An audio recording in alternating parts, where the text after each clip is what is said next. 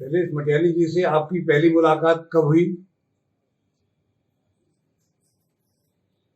शैलेश जी से मेरी पहली मुलाकात मेरा ख्याल है जब वो इलाहाबाद में आए हैं जी। तभी हो पाई। किस सन की बात है? अब वो उनका इलाहाबाद में आने का समय जो है वो 60 के दशक। 60। उससे पहले उनसे जब वो बम्बई में थे, मुंबई में, तो पत्र व्यवहार हुआ था। मैं अपने बचपन से ही पहाड़ से राजस्थान चला गया था पढ़ने के लिए। जी। तो और शैलेश अल्मोड़ा में रहे तो मौका नहीं लगा मिलने जुलने का। इनकी कहानियाँ छपती थी, उसमें पहाड़ी शब्दों का समावेश रहता था, तो हम लोगों को अच्छा लगता था। जब ये इलाहाबाद में आए तब काफ़ी स्थापित हो चुके थे और वहाँ आके इन्होंने विकल्प पत्रिका की शुरुआत की और एक उसका कुछ नहीं तो 600 पेज का कहानी विशेषांक निकाला। और जीवट के आदमी थे, काफ़ी संघर्ष जीवन में किया, लेकिन लेखक बनने का जो उनका एक जिसे कहते हैं कि उद्देश्य था, उसको पूरा करने के लिए उन्होंने कई तरह के पापड़ बेले और विपरीत परिस्थितियों में भी अपना लेखन जारी रखा, क्योंकि वो जिसे कहते हैं कि देहात से जुड़े हुए रहे थे पहाड़ के, तो वहाँ के रीति रिवाजों को, वहाँ की लोक संस्कृति को वो काफ़ी नज़दीक से देखे हुए थे। उनका जो मुझे सबसे अच्छी उनकी कृति लगती है वो मुख सरोवर के हंस। ये एक जो जागर लगता है जिसमें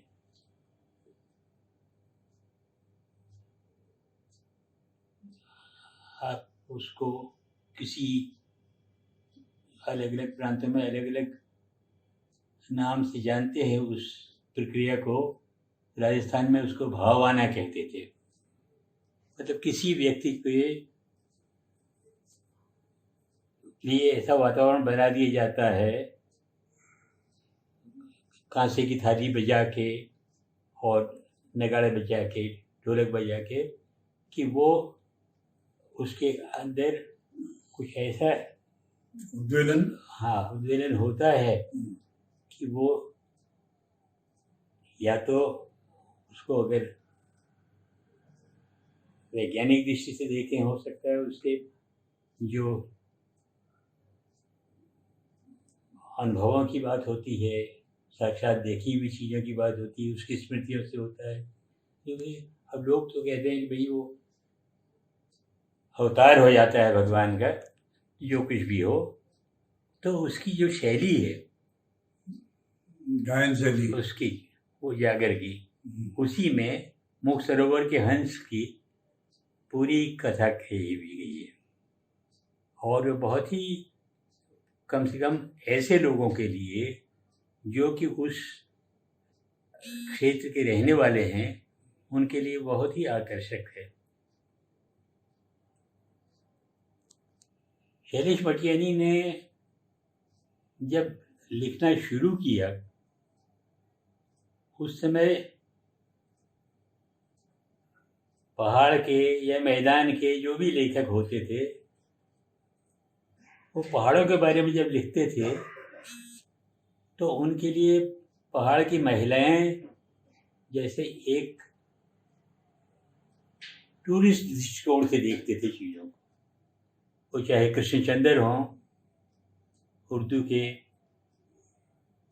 कहानीकारों में हमारे यशपाल जी ने भी उस तरह की कहानियाँ लिखी हैं। इस पर आपने यशपाल जी को पत्र भी लिखा। तो जो यहाँ का जीवन का यथार्थ था उसको पहाड़ के लेखक भी नहीं पकड़ पाते थे, वो भी कुछ हवाई चीजें लिखते थे। तो शैलेश ने उन वंचितों को, शोषितों को, उनकी गरीब लोगों को, उनके बारे में कहानियाँ लिखी हैं। कुछ कहानियों में भावुकता भी है, कुछ कच्चापन भी है, लेकिन सबसे बड़ी बात है कि वो उस क्षेत्र की जो पीड़ा है, जो दुख दर्द है, उसका अंकन उनमें हुआ है कहानियों में। शैलेश ने ऐसी परिस्थितियों में लेखन किया है और परिवार चलाया है, तो उन्हीं के दम की बात थी कि वो किस तरह से वो जो विकल्प निकालते थे उसके लिए, विज्ञापन लेने के लिए वो टूर करते थे और लेखकों से मिलके लेखकों से रचनाएं लेते थे। इतना अद्भुत किस्म का वो विशेषांक, कथा विशेषांक निकला है जो किसी बड़े प्रकाशन संस्था से भी वैसा निकाल पाना बड़ा मुश्किल होता था, लेकिन वो अपने दम पे उन्होंने निकाला था। तो सहयोग उनको लेखकों का मिलता था, लेखक जानते थे, और वो उसमें कोई हिचक नहीं होती थी। वो कहते थे भाई विकल्प तो मेरे जीवन का विकल्प है, जीविका का विकल्प है, तो इसके लिए अगर मैं कुछ विज्ञापन लेता हूँ तो उसमें मुझे कोई नहीं, क्योंकि मैं किसी अच्छे उद्देश्य के लिए ले रहा हूँ। और बहुत ही निडर होके, एक मुझे प्रसंग याद आता है कि एक अमेठी के लेखक हैं, जगदीश पीयूष। अवधि में भी बहुत काम किया है उन्होंने। क्या नाम है? जगदीश पीयूष। जगदीश पीयूष। हाँ, जगदीश पीयूष। जगदीश पीयूष मार्कंडेय जी के अच्छे मित्र थे और एक बार वो मार्कंडेय जी को और शैलेश मटियानी को और एक दो और लेखकों को लेके जायस गए।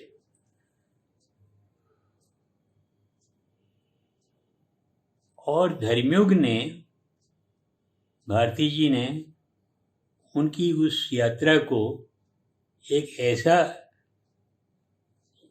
रूप दे दिया कि जैसे वो लोग कांग्रेस के प्रचार के लिए गए।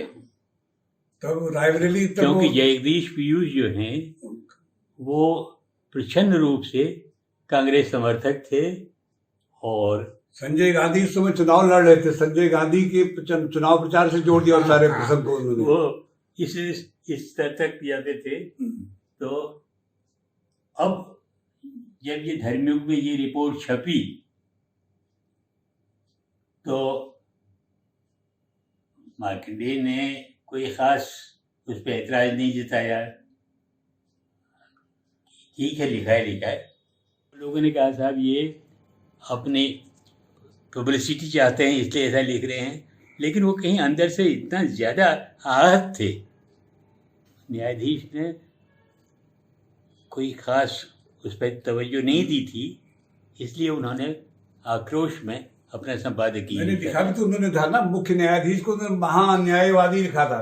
हाँ, वही महान्यायवादी। मैंने कहा, मैं कह नहीं रहा था, लेकिन वो इस तरह का संबोधन था वो कि कोई भी ये आश्चर्य में पड़ गया कि ये ऐसा लिख सकते हैं। काफ़ी लिखा है, और जैसे कि होता है कि राजनीतिक कारणों से और राजनीतिक दृष्टिकोण के कारणों से कभी कभी उपेक्षा भी होती है। वो दक्षिणपंथी विचारों के आदमी थे और वामपंथी संगठनों के प्रति उनकी जो है एक दूसरी दृष्टि रहती थी, जो बहुत फिर वो हितकर नहीं होती थी। तो उनकी एक तरह से कुछ उपेक्षा भी हुई, और कुछ ये भी हुआ कि अधिक लिखने से उनमें कई विविधताएं आई चीज़ों में, लेखन में। लेकिन उनकी कुछ कहानियों पर लिखा जाना चाहिए। अब मुझे और चीज़ें तो याद नहीं हैं उनकी, उपन्यास वगैरह जो हैं बहुत पहले पढ़े थे, जेठी रसेन वगैरह, तो वो एक आंचलिक रंग की चीज़ें थी। तो कहानियाँ उनकी कुछ बहुत अच्छी कहानियाँ हैं, जो कि जो टीका करने वाले लोग होते हैं आजकल, हिंदी विभाग के प्रोफेसर लोग भी जो है कलम चलाते हैं अपना इसको, लेकिन वो सिर्फ यही लिखने में गौरव अनुभव करते हैं कि वो कितनी कठिन जिंदगी जिए, कैसे कोड़ियों की पंगत में बैठ के उन्होंने खाना खाया, कैसे वो जेल में गए। अरे आप उनके साहित्य की बात कीजिए, उनके साहित्य की जो महत्व है उसको अंकित कीजिए, लेकिन उतना पढ़ने की फुर्सत नहीं है लोगों को। तो उनकी कुछ कहानियाँ हैं और बहुत बारीक कहानियाँ हैं। जैसे एक कहानी उनकी छाक है। छाक ये होता है जब किसी की मृत्यु हो जाती है तो उस दिन घर में खाना नहीं बनता। गृहिणी को इस बात का ज्ञान है कि एक महिला जिसकी आज मृत्यु हुई है, उसके प्रति उसके पति का कोई रागात्मक भाव था, और उस दिन वो घर में खाना नहीं बनाती है। मतलब ये एक ऐसी कहानी है, इतनी बारीक कहानी। मैंने उनकी कहानी जीबूका पर लंबा लेख लिखा था, मेरी यादों में शैलेश इस शीर्षक से एक संस्मरण लिखा था। उसमें जीबूका कहानी पर मैंने विस्तार से लिखा था, और मैं और भी कुछ कहानियों पर लिखना चाहता था, लेकिन ये आँखों की कमजोरी की वजह से नहीं लिख पाया। एक मिनट,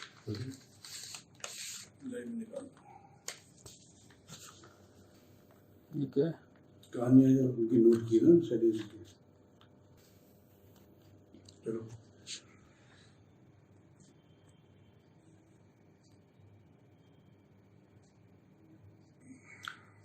आप शोध कर रहे हैं तो जिन कहानियों पर आपको ज़्यादा गौर करना चाहिए, उनमें से कुछ कहानियाँ ये हैं। प्रेत मुक्ति है,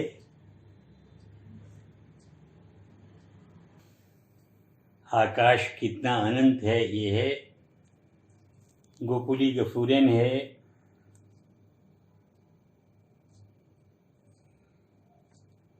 नदी किनारे का मकान है, नदी किनारे का गांव।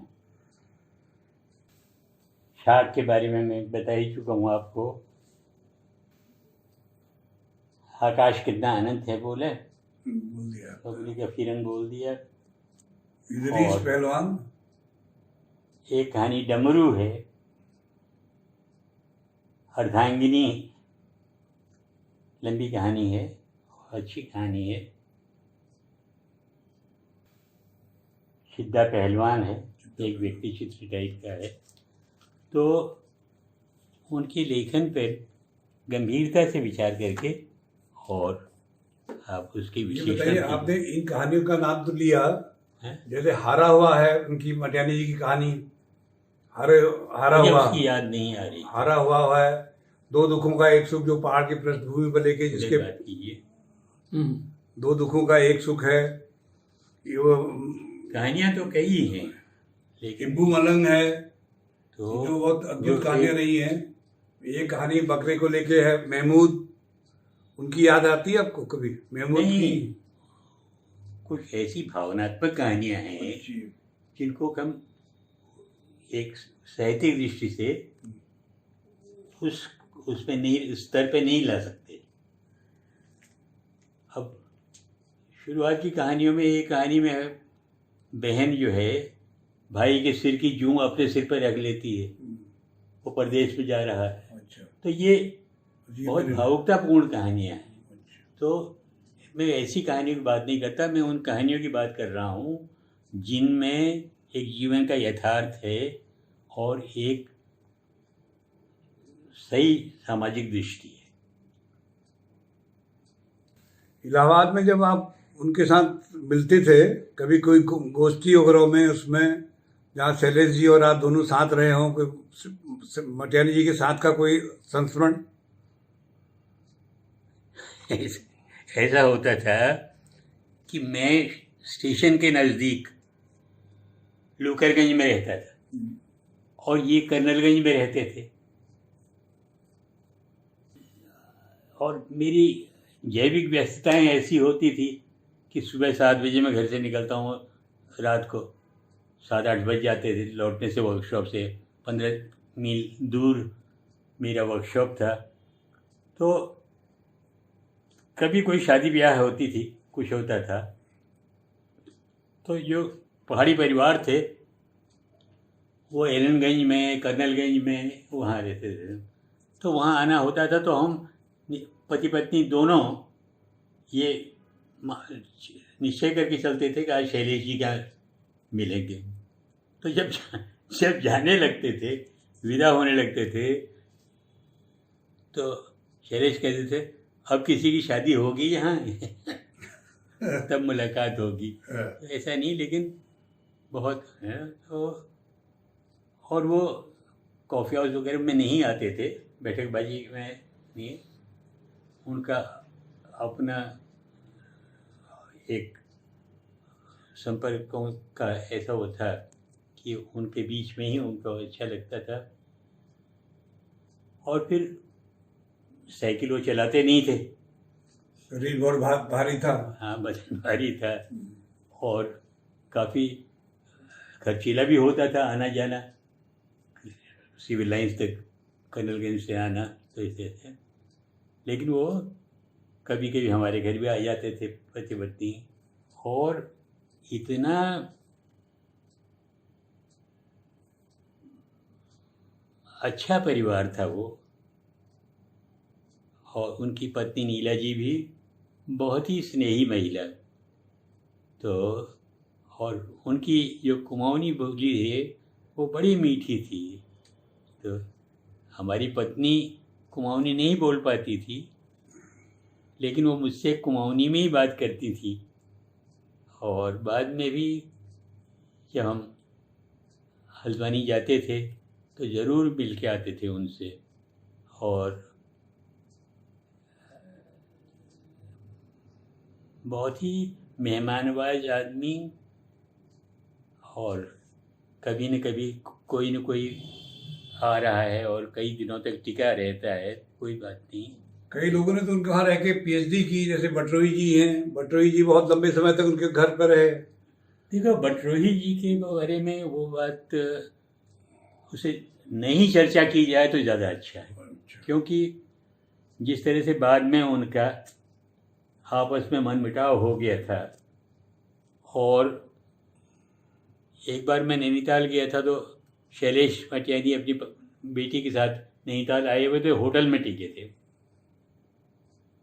वो बटरोही के इतने, बटरोही उनके घर में सदस्य की तरह से करीब सदस्य दे रहे थे, लेकिन बटोही ने कोई ऐसा कमेंट कर दिया था कि जिससे उनको बहुत आहत हो गए थे वो, तो उस बात को छोड़ ही दिया जाए।